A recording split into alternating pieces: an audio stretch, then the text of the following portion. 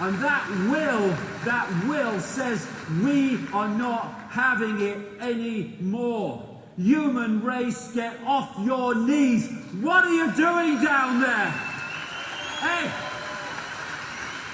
all these reasons we get on our knees. Oh God, and oh bloody hell. All that exists, all imagination, all possibility, all that is, has been, and ever can be. What are you on your frickin' knees to? Yourself. Ridiculous. Come on. Get off your knees. Look at the dynamics. Look at the numbers. It can only happen because we allow ourselves to be divided and ruled. Divided and ruled through our Contic religions under different names. Divided and ruled by the ludicrous fault lines of race and culture. Celebrate your race, celebrate your culture. But it's an experience, we're all one.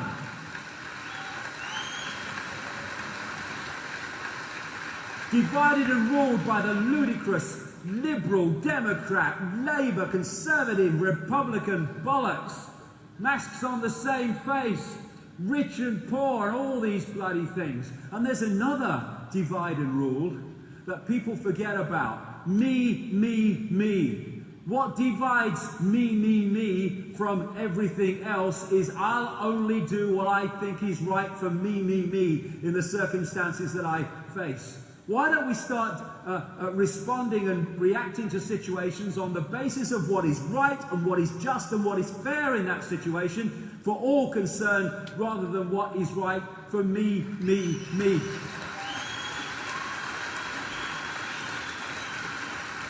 I'll say this. What are you doing, you people in science, who are developing every day more efficient ways of killing your fellow humanity and poisoning them ever more efficiently? What are you doing? You have children, you have grandchildren. You are destroying their world. Look in the eyes of your children, grandchildren, and tell them you can justify that. Why are you doing it? Because of me. My job, my money, my career. What about your humanity? What about your sense of decency?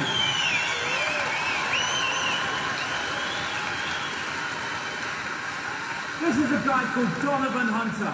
He's going round these bloody things, selling to the authorities the battle prod, which is like millions of volts to be used that'll make the taser with 55,000 volts look like a tea party. And he's got children and grandchildren, and he's trying to flog this into the world that they're going to have to inherit. All you people that work for Monsanto and are not core insiders, you people that work for these agencies that are destroying small farmers and small businesses and growers, all you that are working for the system in dark suit administrations, what are you doing? Me. That is what you're doing. And you're destroying everything decent by the obsession with self and your own desires and your own greed and your own self-indulgence. You people in the media, what are you doing? You go around reporting the world the way the system wants it reporting, telling the people the version of events that suits the system, the very system that wants to destroy the world and enslave your children and your grandchildren. What are you doing? How about this lady, Amber Lyon, worked for CNN, was told to lie about reporting in Bahrain, where that vicious regime is treating and torturing the people of Bahrain in that grotesque, tyrannical way that they are, unchallenged by the West because it suits the West for them to do it. When she was told to lie, she was out of there, and she's exposing CNN for the fraud that it is.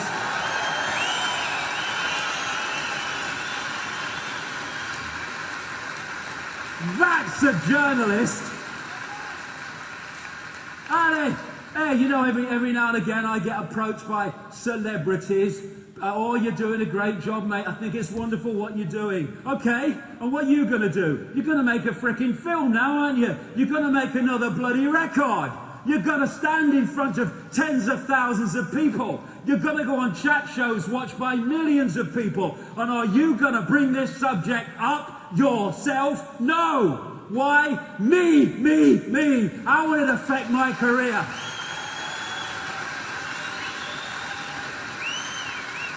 I tell you, anyone in the public eye, come nowhere near me unless you are prepared to put your bloody self where your mouth is.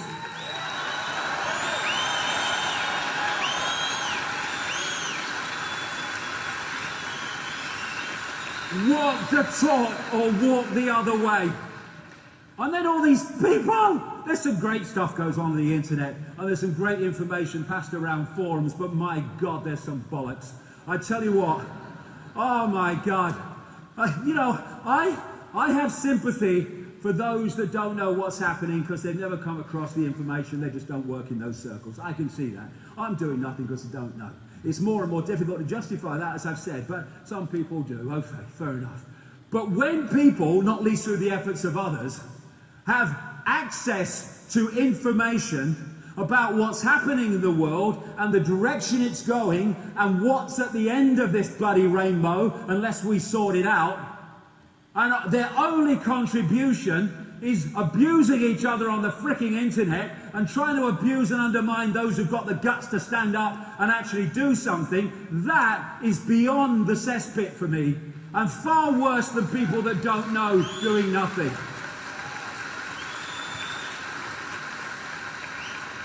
Instead of arguing with each other, forum bloody arguments between people you don't bloody know anyway, it's a bloody login name, and bloody trying to abuse people who are trying to do something, look yourself in the mirror and ask yourself a question. What are you doing? And get off your arse and use your bloody time to make a difference, rather than just become another expression of the fricking problem.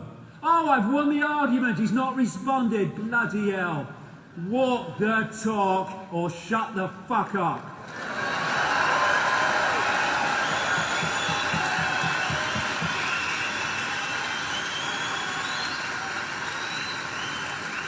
And then dark suits in government administration and people in uniform. What are you doing? What is it about uniform? Are people like putting fancy dress on? I mean, look at this guy, this Swiss guard of the Vatican. And they've got guns, these people. I mean, being shot is bad enough, but being shot by someone in pyjamas must be a nightmare. Bloody hell. Oh, the world's mad. That's where it came in, isn't it? Fucking hell. Anyway, all these people, these have families and grandchildren and children and all that stuff, and they're hijacking their future. As they, the Occupy protesters say to the police, you're the 99% too. Because there are so few in full knowledge who are manipulating humanity that they have to recruit from the target population to enforce their agenda upon the target population. And all these people, these first responders, 9/11, who are now dying of the diseases of breathing in what they knew was in that debris, who are denied the finances even for the drugs and stuff to treat what they have.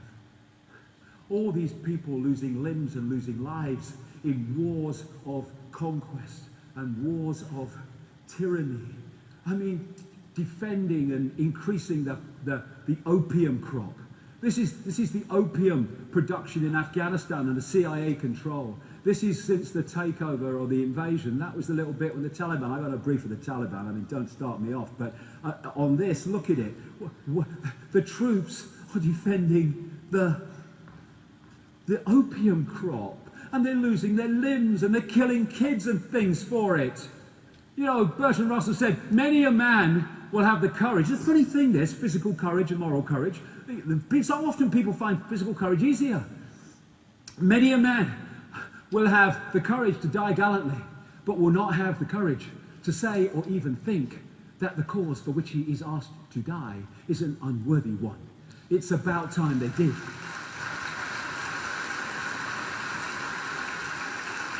Don't tell me, people in uniform, that when you're killing kids, that you're just following bloody orders. No, no.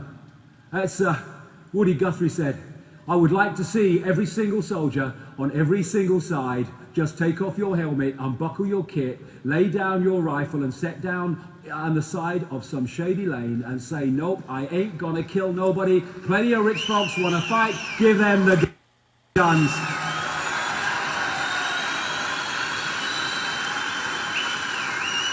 Come on, people in uniform, put down your weapons. You're fighting for a system that is designed to destroy your freedom and your family's freedom. Put your guns down, for goodness sake. We don't want war. You probably don't, most of you want to fight wars, even though they're in bloody uniform. But we fight them anyway.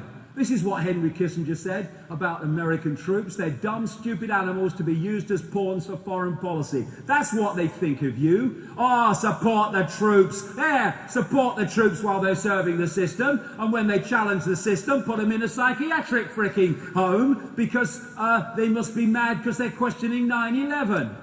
They don't give a shit about you. They don't. You're just a pawn in a game, and when you're maimed and can't fight anymore, they'll get some more bloody pawns. I mean, they're putting troops into situations where they get radiation and diseases like Gulf War syndrome. These people that are so often, not all of them, but many of them, so officious and unpleasant of the TSA and the airport security and stuff, many of them are going down like 9 pins at some airports from the cumulative effect of radiation from the very bloody machines that they're putting people through. Now, they don't give a shit about you because they know some other mug will come along and stand there eventually, especially in a recession when people are desperate for money. Vacancies available. There you go, join the army. I'm digging my own grave now. That's a great idea, isn't it? What is it Senator George McGovern said? I think he died recently. What a great quote. He talked about old men dreaming up wars for young men to die in.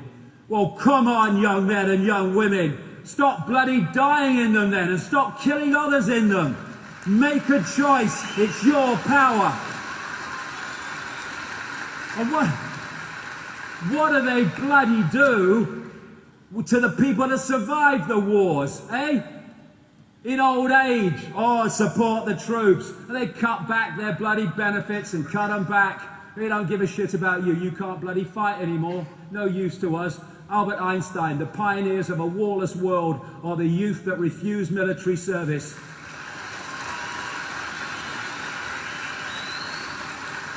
And the older people that support them in that aim. I'm so proud my son is serving his country. Oh, really? You're proud that he's serving his bloody country in the way of putting himself in danger and killing bloody others. Oh, God, that's something to be proud of, Dad. The draft is coming. I want you for the US Army and all this stuff. Bollocks, we ain't doing it. Okay. We're having a draft. Everyone in the army, bugger off. We're not doing it. Where's their power? Their power is in our acquiescence to their demands. Enough! These are wonderful people. These Israelis are wonderful people who are going to prison because they will not serve the Israeli tyranny against Palestinians. Wonderful people. These Iraq veterans who've sussed it, who've seen what they were used for. Look at it. What are you doing? It's unbelievable. Know thyself. You're not a man in uniform. You are infinite awareness. And consciousness doesn't fight because consciousness knows that that which is fighting is an expression of itself. Mind fights mind. 5 sense bubble fights 5 sense bubble. Consciousness doesn't fight because it's too aware to do so. As someone brilliantly said, the real fight in terms of people in uniform and soldiers and military, the real fight is not with others.